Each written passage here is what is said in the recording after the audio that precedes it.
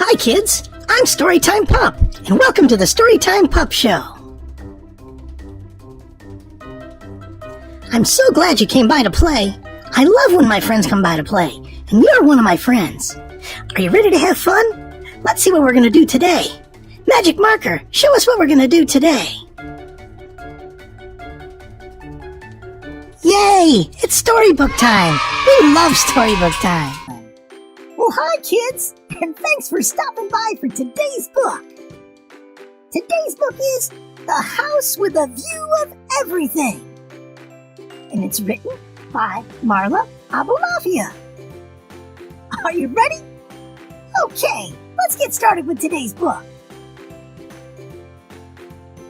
Once there was a house that sat high up on a hill.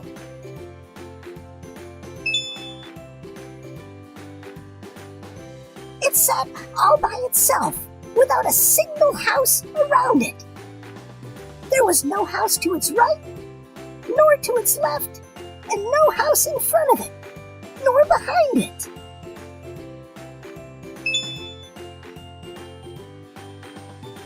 So it was quiet, very, very quiet. And the house was lonely, very, very lonely. Especially since the family that used to live there moved away last year. The house disliked all this quiet and terribly missed all the sights, sounds, and smells of the family she loved so very much.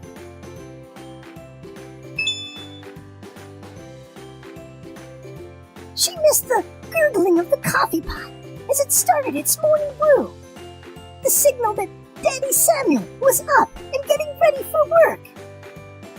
She missed listening to the talking square box, reciting the news and current events every morning to start the day.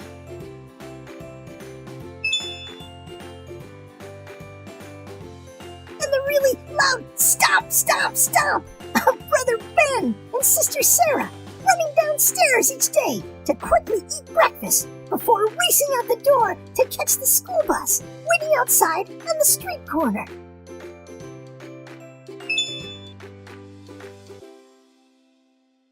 then there was Millie, sweet, sweet Millie, the beloved family dog, with her noisy barking and playful kissing and licking, letting the people know that it was time to feed and walk and play with her.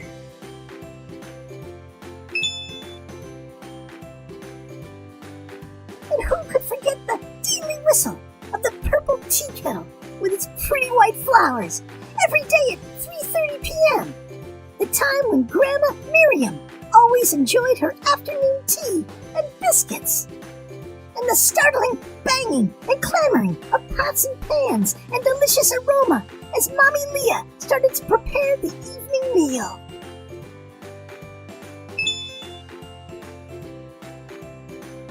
And lastly, her favorite sound of all, the beautiful chimes of the grandfather clock, standing so proud and tall, who sang to her every hour, letting her know the time as the day marched slowly into night.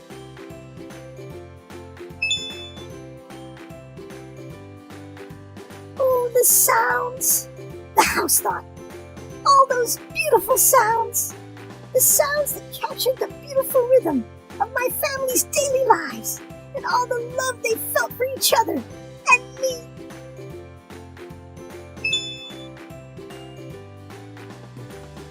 Yes, I know they loved me too, the house said to herself. I used to hear them sometimes talk about me, how much they loved living inside my walls, and the comfort and shelter I gave them. I know this because even when they went away on vacations, they always exclaimed loudly with a bright big smile, "There's no place like home," when they returned from their trip.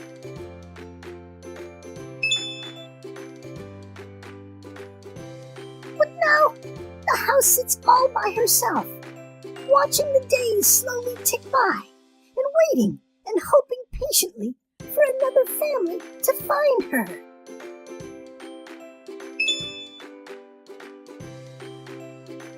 But one day, The house looked around outside her walls and windows and noticed she wasn't quite as alone as she thought.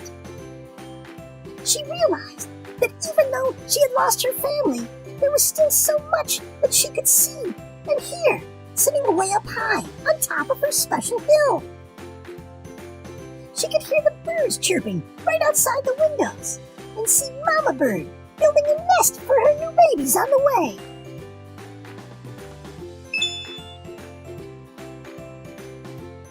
And she could see all the squirrels scurrying from tree to tree, racing to forage nuts for the winter.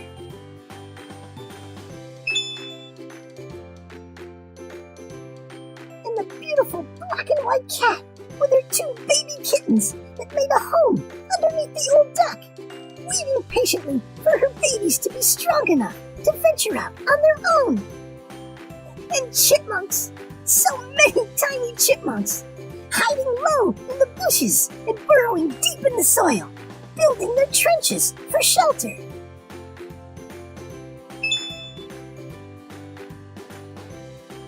And if she squinted really hard and looked far down the hill, she could see lots of mothers walking their babies in strollers down the street and watching the older children play in the park. And there were even lots of Millies everywhere, going out for their walks every day, just like her old Millie. And if she listened very carefully, she could even hear them barking loudly at the children as they rode their bicycles by. Oh, how this made her smile inside.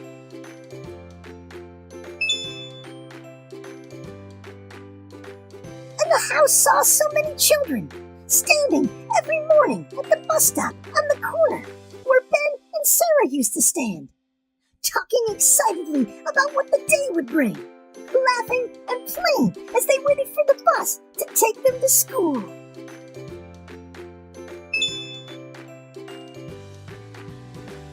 And she did love the flowers, such beautiful wildflowers that bloomed in the spring and summer, turning her dull, grassy hill into a vibrant, colorful delight. The gorgeous flowers also brought the cheerful singing of the hummingbirds and the buzzing of the bees flying from flower to flower, spreading their seeds to pollinate them.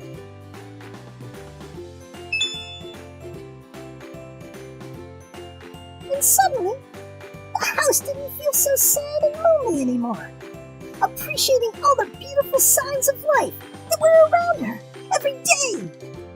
She recognized she had lots of special families to love, and that they had been there all along, right before her own two eyes. She just had to look at things a little differently and learn to see the joy and happiness in her surroundings.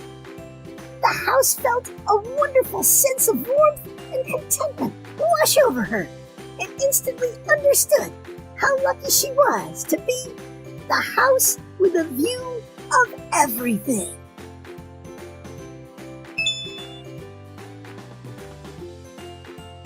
The end. So what did you think about today's book? I thought it was a wonderful book.